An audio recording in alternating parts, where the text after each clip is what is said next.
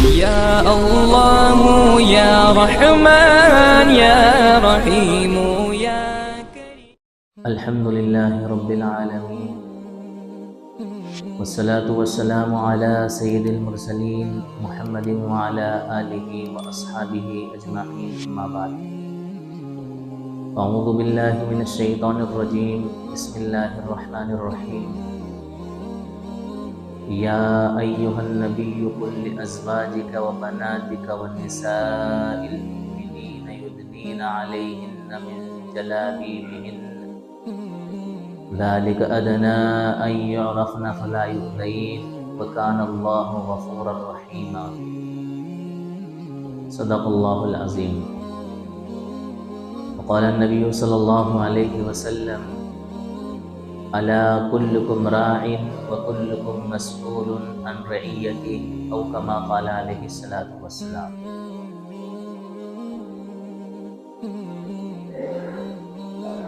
محترم عزیزوں، اللہ تعالیٰ نے دین اور ایمان کی ایسی دولت اور نعمت ہمیں عطا فرمائی ہے کہ اگر اس نعمت کے شکرانے کے طور پر ہم اپنا سر زندگی بھر سجدے میں رکھیں تو بھی ہم اس نعمت کا شکر ادا نہیں کر سکتے۔ ایمان، دین، اسلام اللہ تعالیٰ کی طرف سے کتنی بڑی نعمت ہے، اس کا اندازہ ہمیں موت کے بعد آنے والی زندگی میں لگے گا۔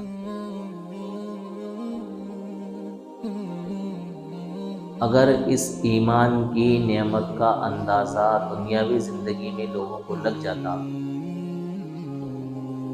تو ساری دنیا کے لوگ ایمان اور اسلام جیسی نعمت کو قبول کر لیتے،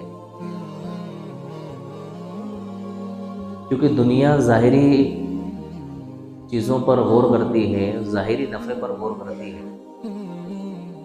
تو دیکھنے میں یہ آتا ہے کہ جس چیز سے انسان کو دنیا میں نفع ملتا ہے، انسان اس چیز کو حاصل کرنے کی کوشش کرتا ہے تاکہ اس کے ذریعے اس کا بھلا ہو،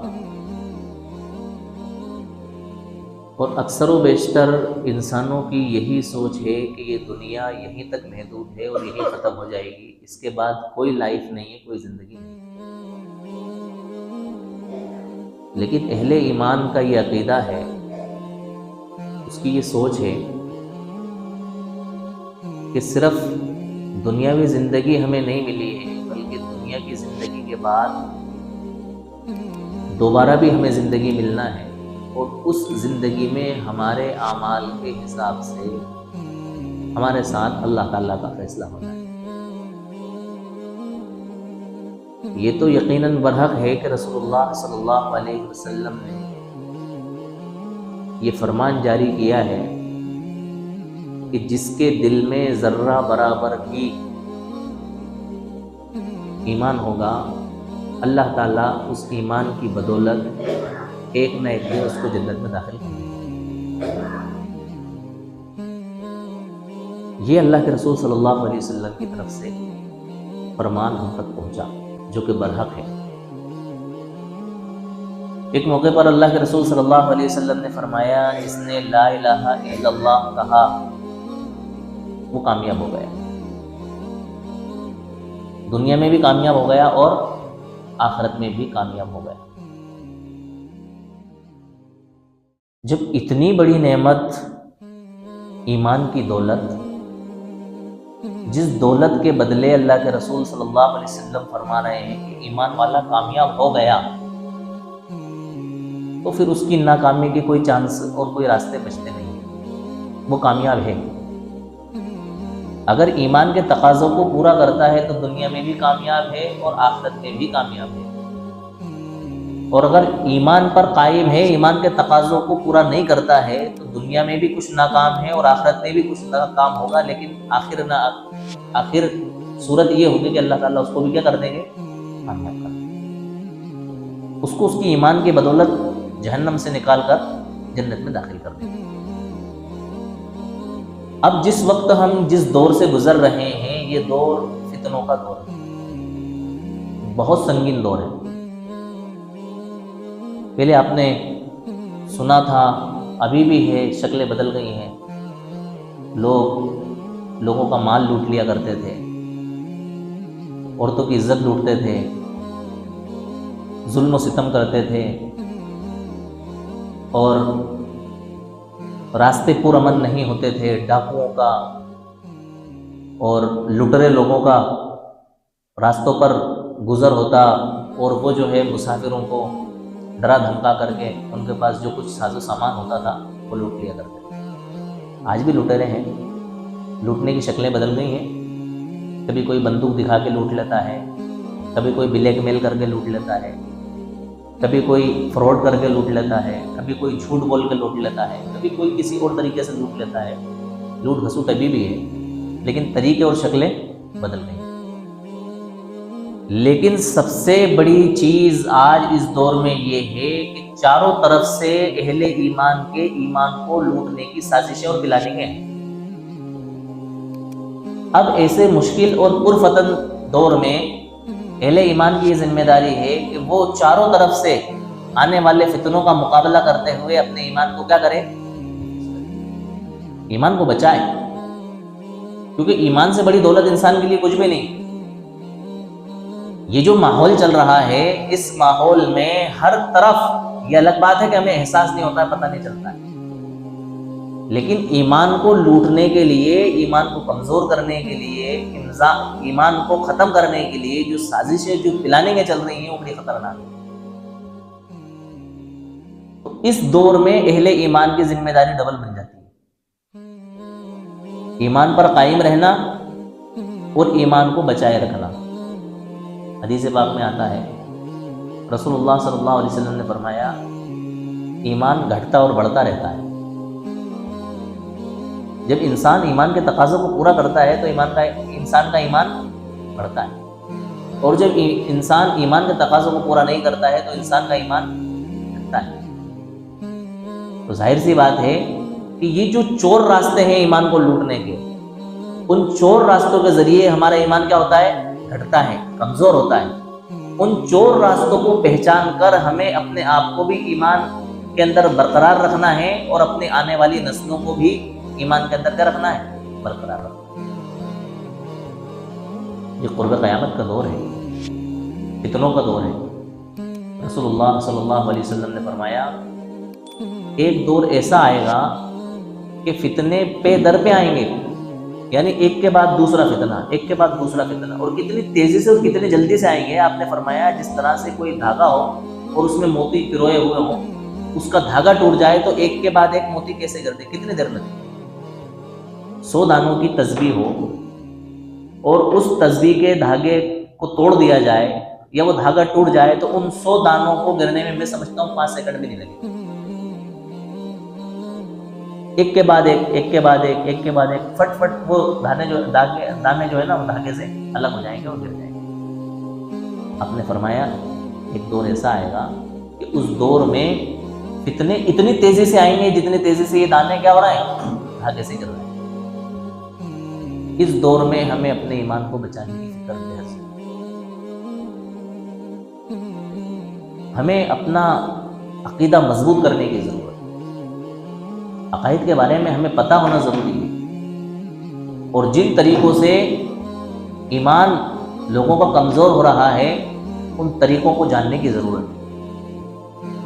آج کی نئی جنریشن، نئی نسل، بچے اور بچیاں بددینی کا شکار ہو رہے ہیں، ان اسباب پر غور کرنے کی ضرورت ہے۔ آج کے اس پرفتن دور میں سمجھتا ہوں بہت بڑی تعداد نہیں لیکن معمولی ہے، وہ بھی ہمارے لیے بہت دکھ اور افسوس کی بات ہے، لڑکیوں کی مرتد ہو رہی ہے، اس پر غور کرنے کی ضرورت ہے۔ مرتد ہونا، اسلام سے پھرنا، اسلام کو چھوڑنا، اسلام سے ہٹنا بہت بڑی بات ہے۔ فکر کرنے کی ضرورت ہے کہ ہمارے اپنے معاشرے میں اہل ایمان اسلام سے مرتد کیوں ہو رہے ہیں، اس کے کیا اسباب ہیں، ان کی کیا وجوہات ہیں، ان پر غور کر کے، ان کی فکر کر کے ایسے راستے اور ایسے طریقے اختیار کرنا جس کی وجہ سے ہماری نئی جنریشن خصوصاً ہماری بچیاں اسلام سے مرتد ہونے سے کیا ہو جائے. چاروں طرف ماحول بے حیائی کا ہے. یہ آواز آئی کیسی آئی؟ چاروں طرف ماحول جو ہے نا بے حیائی کا ہے، بددینی کا ہے، بد اخلاقی کا ہے، جہالت کا ہے. ایسے ماحول میں اپنے بچوں کی، اپنے نونہالوں کی، خصوصاً بچیوں کی فکر بہت ضروری ہے. ہمارے اپنے شہر کے ہو سکتا ہے ایسے واقعات بہت کم ہوں، لیکن باہر کے شہروں کے، بڑے شہروں کے جہاں مخلوط آبادی ہے، وہاں پر ایسے واقعات آئے دن آ رہے ہیں. آئے دن آ رہے ہیں. لڑکیاں اسلام چھوڑ کر کے غیروں کے ساتھ جاتی ہیں. ہم آپ ہر کبھی سوشل میڈیا پر اس طرح کی چیزیں، اس طرح کی ریل، تصویریں، ویڈیوز آئے دن دیکھتے رہتے ہیں. آخر کیا وجہ ہے کہ یہ لڑکیاں اسلام کو چھوڑ کر کے غیروں کے ساتھ جانے پر مجبور ہو رہی ہیں؟ یوں تو بے شمار اسباب ہو سکتے ہیں اس کے، لیکن سب سے بڑا اور سب سے اہم سبب جو ہے ان مختصر سی لڑکیوں کا، جن کی تعداد بہت زیادہ لاکھوں کروڑوں کے اندر بتائی جاتی ہے. حالانکہ یہ بھی ہمارے لیے قابل افسوس ہے کہ ہمارا ایک انسان بھی اگر اسلام سے پھر رہا ہے تو ہم سب اس کے ذمہ دار ہیں. ہمیں اس کی فکر کرنا چاہیے کہ اسلام سے کیا کیوں رہا ہے.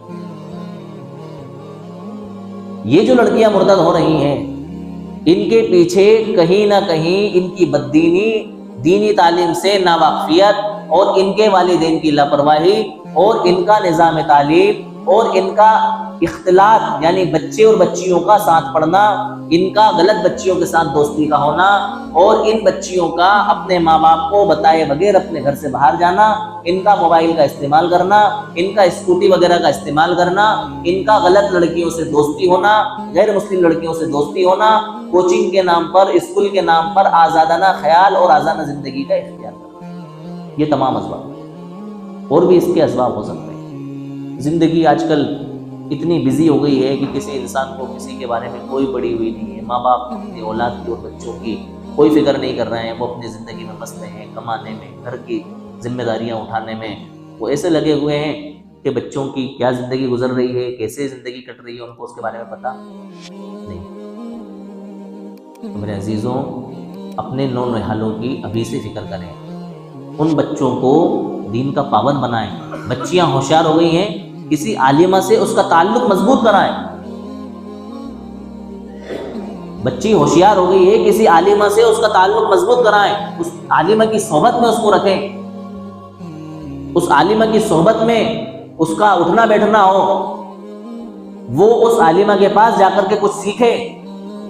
بچی ہوشیار نہیں ہے، مکاتب کا نظام ہو، منظم نظام، اس مکتب کے اندر بچے پڑھنے جائیں، بچیاں پڑھنے جائیں، دین کی تعلیم سیکھیں. اور کیا سیکھ رہی ہیں اس کے بارے میں والدین اور گھر کے ذمہ داران پوچھ تاچھ کریں کہ آپ نے آج دین کے متعلق کون سی باتیں سیکھی اور کیا باتیں سیکھی.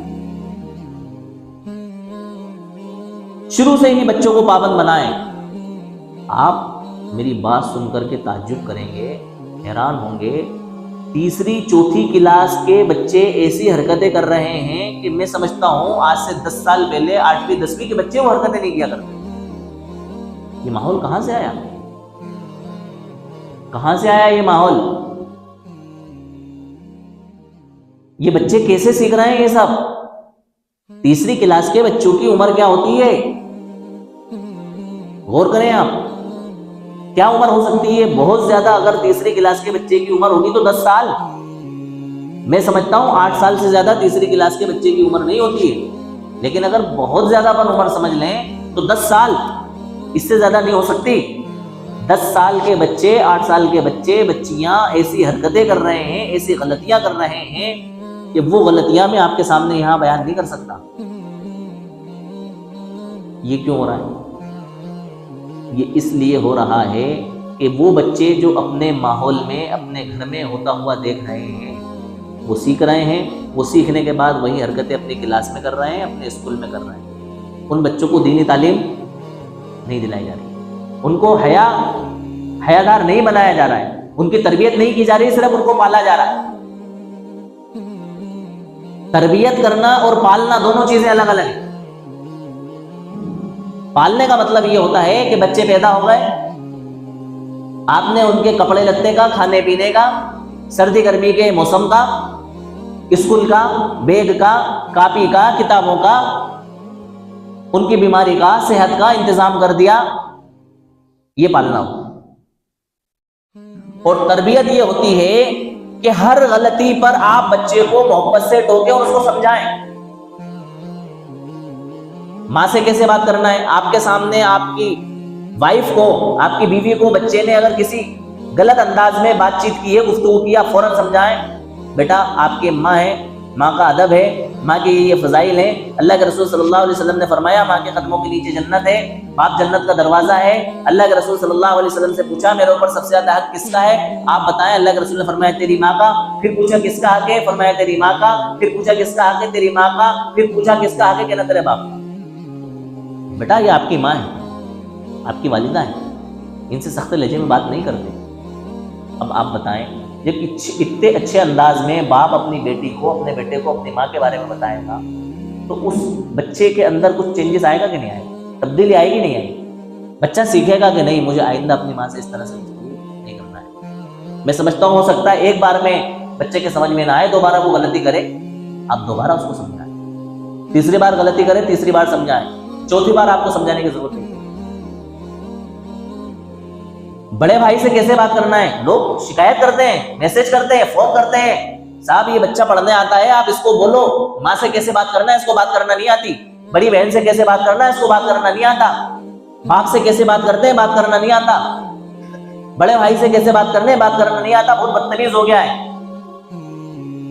ان کے شکوے شکایت صحیح ہیں، کیونکہ وہ دینی تعلیم دلانے کے لیے مولوی صاحب کے پاس بھیجنا ہے، مولوی صاحب کی ذمہ داری بنتی ہے کہ ان کو بااخلاق بنائے، لیکن مولوی صاحب سے کہیں زیادہ ذمہ داری ماں باپ کی ہے، کیونکہ مولوی صاحب 24 گھنٹے بچوں کے ساتھ نہیں رہتے ہیں، مولوی صاحب 1 گھنٹہ 2 گھنٹہ بچوں کے ساتھ رہتے ہیں، باقی 2 گھنٹے 1 گھنٹے کے علاوہ باقی زندگی بچوں کی گھر میں گزرتی ہے۔ اس لیے والدین کا تربیت یافتہ ہونا ضروری ہے تاکہ وہ اپنے بچوں کی کیا کر سکیں۔ 2 منٹ کا وقت بچہ اسکول سے آیا، اسکول سے آنے کے بعد ماں کی یہ ذمہ داری بنتی ہے کہ 2 منٹ کا وقت بچوں کے ساتھ خوشحالی کے ساتھ گزارے، گھر کے دروازے پر بچوں کے آنے کا استقبال کرے، بچوں سے لاڑ کرے، ان سے پوچھے بیٹا آج آپ کا اسکول کا وقت کیسا گزرا، کسی نے آپ کو پریشان تو نہیں کیا، کسی نے آپ کو ستایا تو نہیں، کسی نے کوئی فالتو بات تو نہیں کی۔ بچوں کا ذہن بڑا سادہ ذہن ہوتا ہے، بچے بتاتے ہیں امی آج فلاں بچے نے میرے ساتھ بدتمیزی، فلاں نے مجھے گالی بکی، فلاں نے مجھے ایسا بولا، ڈھکا نے مجھے ایسا بولا۔ آپ اپنی صلاحیت کے حساب سے اس بچے کو سمجھائیں، آئندہ ایسے بدتمیز بچوں سے منہ نہیں لگنا، ایسے بدتمیز بچوں سے بات نہیں کرنا، ان بدتمیز بچوں کی آپ کی کلاس ٹیچرز کو شکایت کرنا ہے، آپ کے پیریڈ کی جو ٹیچر ہو اس ٹیچر سے آپ کو شکایت کرنا ہے، اور اگر آپ کی شکایت آپ کی ٹیچر کلاس ٹیچر نہیں سنتی ہے تو آپ کو پرنسپل سے اس کی شکایت کرنا ہے، اور پرنسپل بھی اگر آپ کی بات نہیں مانتے ہیں تو ہمیں بتانا ہے کہ ہم نے یہ کمپلینٹ کی تھی، ہماری بات نہیں مانی گئی، پھر ہم اسکول والوں سے بات کریں گے۔ ہو کیا رہا ہے، ایک ماحول ہمارے درمیان میں ایسا بن گیا ہے کہ بس ہمارا ایک روٹین بن گیا زندگی، اتنے بجے بچوں کو اسکول جانا ہے، اتنے بجے بچوں کو اسکول سے آنا ہے، اسکول سے آنے کے بعد میں بچوں کی جو ایکٹیویٹیز ہیں اس میں بچوں کو لگ جانا ہے، ہمارے جو کام کاج ہیں ہمیں اس میں لگ جانا ہے، بچے اسکول گئے بھی کہ نہ گئے، اسکول سے چھٹی لے کے آ گئے کہیں بیچ میں ٹائم ضائع کر دیا، بچوں نے کچھ پڑھا کہ نہیں پڑھا، بچوں کے ساتھ کیا ہوا کیا نہیں ہوا اس کے بارے میں ہماری کوئی فکر نہیں۔ بہت افسوس کے ساتھ مجھے کہنا پڑ رہا ہے کہ ہمارے معاشرے میں بددینی اتنی غالب آ گئی ہے کہ وہ بچیاں جو یونیورسٹی میں پڑھتی ہیں، کالج میں پڑھتی ہیں، 12ویں کلاس سے اوپر پڑھ رہی ہیں، سب کی بات نہیں کر رہا ہوں میں، الحمدللہ 80% بچیاں اور بچے ہمارے معاشرے میں آج بھی تہذیب یافتہ ہیں، تہذیب دار ہیں۔ میں ان خراب بچے اور بچیوں کی باتیں کر رہا ہوں جن کے ماں باپ ان کے اوپر دھیان نہیں دے رہے ہیں اور جو تربیت نہ ہونے کی وجہ سے بے راہ روی کا اور غلط راستوں کو اختیار کر رہی ہے، بے راہ روی کا شکار ہو رہی ہے۔ ایسے واقعات، خدا کی قسم جن واقعات کو اس ممبر رسول پر بیٹھ کر کے بیان نہیں کیا جا سکتا، سامنے آ رہے ہیں۔ کیا کر رہی ہے ہماری قوم اور ہمارا معاشرہ؟ کیا کر رہے ہیں وہ ماں باپ؟ ان کی بچیاں ہوشیار ہو گئی ہیں، ان کو یہ پتا نہیں ہے کہ ہماری بچیاں اسکول کی آڑ میں کہاں جا رہی ہیں، کالج کی آڑ میں کہاں جا رہی ہیں، یونیورسٹی کی آڑ میں کہاں جا رہی ہیں۔ اس کا نقصان ہو رہا ہے مخلوط تعلیم، بچے اور بچیوں کا ایک ساتھ میں تعلیم حاصل کرنا۔ میں کہہ رہا ہوں تعلیم حاصل کرنا کوئی برا نہیں ہے، بہت اچھی بات ہے، تعلیم حاصل کرنا چاہیے، لیکن اگر ہم اپنی بچیوں کو تعلیم حاصل کرانا چاہتے ہیں تو شروع سے ان کی بیس ایسی دینداری کی بنیاد پر ہم تیار کریں کہ ہماری بچیاں اس خراب ماحول میں رہ کر کے بھی اس ماحول سے متاثر نہ ہو، اس ماحول میں نہ ڈل سکیں۔ اور پھر بھی آج بھی ہمارے علاقوں میں، ہمارے شہر میں، ہمارے ارد گرد ایسے اسکول اور کالج موجود ہیں جہاں پر صرف لڑکے لڑکیاں پڑھتی ہیں۔ ہم کوشش کریں کہ اپنی بچیوں کو ایسے اداروں میں داخل کریں جہاں پر لڑکوں کا اختلاط نہ ہو، جہاں پر لڑکے نہ پڑھتے ہیں، اور لڑکوں کو ایسے اداروں میں داخل کریں جہاں پر صرف لڑکے پڑھتے ہیں۔ صرف لڑکیوں کی بات نہیں ہے، لڑکوں کی بھی بات ہے۔ اور دکھ اس بات کا ہے کہ وہ لڑکیاں ان دوستیوں کی آڑ میں، ان تعلقات کی آڑ میں ایمان سے ہاتھ دھو رہی ہیں۔ یہ سب سے بڑا دکھ ہے ہمارے لیے۔ اس کی وجہ سے وہ اپنے دنیا بھی برباد کر رہی ہیں اور آخرت بھی برباد کر رہی ہے۔ بھئی مرتد ہونے کے بعد انسان کافر ہے، اسلام سے اس کا کوئی واسطہ نہیں ہے، آخرت میں اس کو کچھ نہیں ملنا ہے، اور دنیا میں وہ واقعات پیش آ رہا ہے جو ہمارے اور آپ کے سامنے ہیں، جو لڑکیوں کا استعمال کر کے، ان کو دھوکہ دے کے، ان سے شادیاں کر کے، اور چند سال ان کے ساتھ زندگی گزار کے، چند مہینے زندگی گزار کے ان کو موت کے گھاٹ اتار دیا جائے۔ آئے دن ایسے واقعات ہمارے اور آپ کے سامنے، اس کی فکر کرنے کی ضرورت ہے، ماں باپ کو نگرانی کرنے کی ضرورت ہے۔ بھئی ہمیں اپنے بچوں کو اتنا دودھ سے دھلا ہوا اور اتنا صاف ستھرا سمجھنے کی ضرورت نہیں ہے جتنی صاف ستھری زندگی ہماری گزری ہے۔ ہمارا دور الگ تھا، آج کا دور الگ ہے۔ اس دور کے اندر انسان اپنے پڑوسی کی بہن بیٹی کو بھی اپنی بہن بیٹی سمجھا کرتا تھا، آج کے اس دور میں لوگ اپنے قریبی رشتہ داروں کی بہن بیٹیوں کو بہن بیٹیاں نہیں سمجھتے۔ چاہے کہ اسلام اور غیر اسلام کی بات اس سے کہیں زیادہ دور ہے۔ اس لیے میرے عزیزوں، اپنے گھروں میں دین کا ماحول بنائیں، دینی ماحول بنائیں، دین کی تعلیم اپنے گھروں میں کریں۔ دیکھو میں نے جہاں تک تجربہ کیا ہے، عورتوں کا مزاج اور ان کا ذہن بہت سادہ ہوتا ہے۔ اول وہلا میں جس طرح کے ذہن میں ان کو ڈھال دیا جائے اور جس طرح کی تعلیم اور تربیت میں ان کو ڈھال دیا جائے، وہ اس ماحول میں ڈھل جاتی ہیں، اس تعلیم میں ڈھل جاتی ہیں۔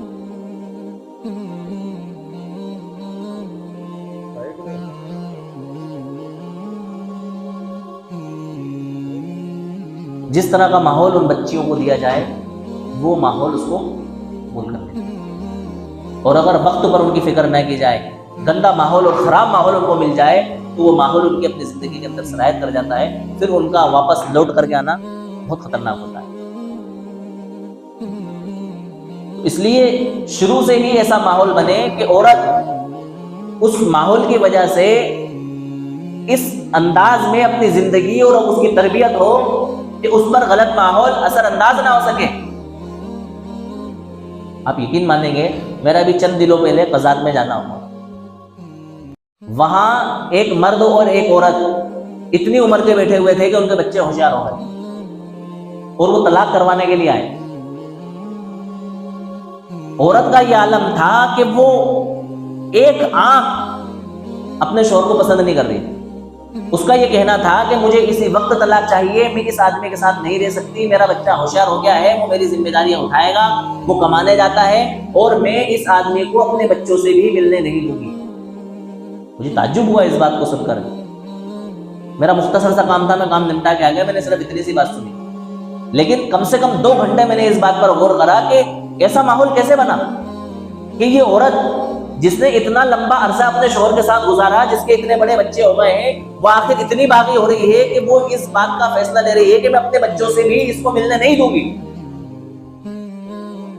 نتیجہ یہ نکل کر کے آیا کہ اس عورت پر شاید ایسا ظلم ہوا، اتنی زیادتیاں ہوئی ہیں، اس کو اتنا ٹارچر کیا گیا ہے، اتنا ستایا گیا ہے کہ اس کا مائنڈ بن گیا ہے کہ وہ ایک پل بھی اپنے شوہر کو برداشت کرنے کے لیے تیار نہیں۔ تو میں یہ کہہ رہا تھا کہ عورت کا ذہن و دماغ اتنا سادہ، اتنا کلیئر، اتنا صاف ستھرا ہوتا ہے کہ جس ماحول میں آپ نے اس کو ڈھال دیا وہ اس ماحول میں ڈھل جائے گی۔ اچھا ماحول دیا اچھے ماحول میں ڈلے گی، خراب ماحول دیا خراب ماحول میں ڈلے گی۔ دیکھو کوئی بھی انسان ماں کے پیٹ سے خراب پیدا نہیں ہوتا ہے، ارد گرد کا ماحول انسان کو اچھا یا برا بناتا ہے۔ وہ سنا نا آپ نے بار بار کہ بھئی کسی عطر فروش کے پاس ہم بیٹھیں گے تو عطر خریدا نہ خریدیں لیکن اس کی خوشبو ہمارے پاس ضرور آئی. اور کسی بھٹی چلانے والے اور کسی کلئی کرنے والے کے پاس میں اگر ہم بیٹھیں گے تو ہم خود اس کام کو نہ کریں لیکن اس کا دھواں ہمیں ضرور پہنچے گا, اس کا نقصان ہمیں ضرور پہنچے گا. اس دھوئے کی وجہ سے ہمارے کپڑے میلے ہوں گے اور ہمارا جسم بھی خراب ہوگا. تو اچھی صحبت انسان کو اچھا بناتی ہے اور بری صحبت انسان کو برا بناتی ہے. اسی لیے لوگ انسان کے اچھے اور برا ہونے کا فیصلہ اس کے ساتھ والے سے کرتے ہیں. ایک اچھا انسان اگر خراب لوگوں کے ساتھ اٹھتا بیٹھتا ہے لوگ کہتے ہیں یار انسان اچھا نہیں کہ بھیا ارے وہ فلاں کے ساتھ رہتا ہے. اور ایک خراب انسان اچھے لوگوں کے ساتھ اٹھتا بیٹھتا ہے تو لوگ اس کے خراب ہونے کا تصور اپنے ذہن و دماغ سے نکال دیتے ہیں کہ یار انسان اچھا ہے. ارے نہیں بھیا ایسا ہے, ارے نہیں اچھے لوگوں میں رہتا ہے. علماء سے اس کی دوستی ہے, صلحاء سے اس کی دوستی ہے, اللہ والوں سے اس کی دوستی ہے, اماموں کے پاس یہ بیٹھتا ہے, نیک لوگوں کے ساتھ یہ بیٹھتا ہے, جماعت میں جاتا ہے. تو ہم اپنے بچوں کی صحبت پر نظر رکھیں کہ ہمارے بچوں کی صحبت کن بچوں کے ساتھ ہے. خصوصاً بچیوں کی صحبت, خصوصاً بچیوں کی صحبت پر ہم دھیان رکھیں. یار پہلے کے لوگ ایسی تربیت کیا کرتے تھے کہ جو کچھ ان کے گھرانے میں الفاظ استعمال ہوتے تھے اگر اس لفظ کے علاوہ کوئی دوسرا لفظ اس گھر میں استعمال ہونے لگا تو فوراً پوچھتے تھے یہ آپ نے کہاں سے سیکھا. ہمارے اپنے گھر میں یہ چیز نہیں بولی جاتی ہے. آپ نے آج یہ نئی چیز سیکھی ہے, کہاں سے سیکھی, کس سے سیکھی؟ بچے سادے ہوتے ہیں, وہ بتا دیتے ہیں ہم نے فلاں سے سیکھا. ان کو سمجھا دیا جاتا بیٹا یہ غیر مہذب لفظ ہے, یہ تہذیب یافتہ لوگوں کا انداز نہیں ہے, یہ باادب اور سلیقہ مند لوگوں کا گفتگو کا نظریہ نہیں ہے. اس طرح سے بات نہیں کی جاتی ہے. آئندہ اپنی زندگی میں اس لفظ کا استعمال مت کریں. تو ہم جو کوئی رویہ اپنے بچوں کا اپنے گھر میں ہوتا ہوا دیکھیں اس سے فوراً معلوم کریں, موقع دیکھ کر کے, حکمت کے ساتھ, مصلحت کے ساتھ. دیکھو بچوں کو کنٹرول کرنے کی ایک عمر ہوتی ہے. علماء نے لکھا ہے کہ بچہ 12 سال تک باپ کے تابع ہوتا ہے. باپ جس طرح سے اس کو موڑے گا, جس طرح سے ڈھالے گا, جس طرح سے چاہے گا اس کو جو ہے بچے کو ڈھال سکتا ہے. 12 سال کے بعد 15 سال تک بچہ باپ کا دوست ہوتا ہے, مشورے دینے لگتا ہے. ابا ایسا کر لو, پاپا ایسا کر لو, پاپا یہ دلا دو, پاپا وہ دلا دو, پاپا یہ چاہیے وہ چاہیے. اور 16 سال کی عمر سے بچہ باپ کے کنٹرول سے باہر نکل جاتا ہے اگر اس کی صحیح تربیت نہیں. پھر وہ باپ کو باپ نہیں سمجھتا ہے. میں دیکھ رہا ہوں جن بچوں کی عمر 15 سال 16 سال ہے باپ سے چلا کے بات کر رہے ہیں, اکڑ کے بات کر رہے ہیں, غصے میں بات کر رہے ہیں, سننے کو تیار نہیں ہے. باپ کیا کرے, مارے گا کیا اس کو؟ مار بھی نہیں سکتے اتنے بڑے بچوں کو. خدا نہ خواستہ باپ نے اس کو مارا اور وہ الٹا باپ کو مار دے, باپ کی کیا عزت رہے؟ انسان اپنی عزت بچانے میں لگا ہوا ہوتا ہے. اور یہ 16-17 سال کی وہ عمر ہوتی ہے جو بچے کے بننے کی عمر ہوتی ہے یا بچے کے بگڑنے کی عمر ہوتی ہے. اور یہ اتنی خطرناک عمر ہوتی ہے کہ اس کے اندر انسان کو احساس بھی نہیں ہوتا ہے کہ میں جو کچھ کر رہا ہوں یہ میرے اپنے نفع کا ہے یا اپنے نقصان کا ہے. ہر انسان اس عمر سے گزرا ہے. جو لوگ 20 سال 25 سال کے ہیں وہ اس عمر کا تجربہ کر چکے ہیں, اور جو چھوٹے ہیں وہ اس عمر کا تجربہ کریں گے. یہ ایسی عمر ہوتی ہے کہ اس کے اندر انسان صرف اپنے آپ کی سنتا ہے, کسی اور کی نہیں سنتا. کوئی اور اگر اس کو غلط باتوں پر ٹوکے تو اس کو برا لگتا ہے. آپ کون ہوتے ہیں مجھے ٹوکنے والے, آپ کون ہوتے ہیں مجھے روکنے والے. ایک مرتبہ میرا گزر ایک محلے سے ہو رہا تھا. میرے خیال سے 13-14-12 سال کی لڑکیاں ہوں گی, خوب ہنسی مذاق ہاں ہو یوں کرتی ہوئی آ رہی تھی. ایک بوڑھی خاتون نے ان کو سمجھایا, اور اپنے والی بچیاں مسلم بچیوں کی بات کر رہا ہوں, سمجھایا, ٹوکا کہ بیٹا تم ایسے حرکتیں کیوں کر رہی ہو. خدا کی قسم ان میں سے 2 بچیوں نے پلٹ کر کے جواب دیا, آنٹی آپ کو کیا مطلب, آپ کون ہوتی ہے ہمیں روکنے والی. کیا جواب تھا ان کا؟ آنٹی آپ کون ہوتی ہو ہمیں روکنے والی, آپ کو کیا مطلب, ہم کچھ بھی کریں. تو ایسے واقعات اس عمر کے اندر ہوتے ہیں. میرے عزیزوں, اس عمر پر اگر اپنے بچے پہنچ چکے ہیں تو ان بچوں کی نگرانی, ان کی دیکھ بھال, ان کا دھیان, ان کے اچھے برے کی فکر ہم سب کو کرنے کی ضرورت ہے. اللہ تعالیٰ ہم سب کو عمل کی توفیق نصیب فرمائے. باخر دعوانا الحمدللہ رب العالمین.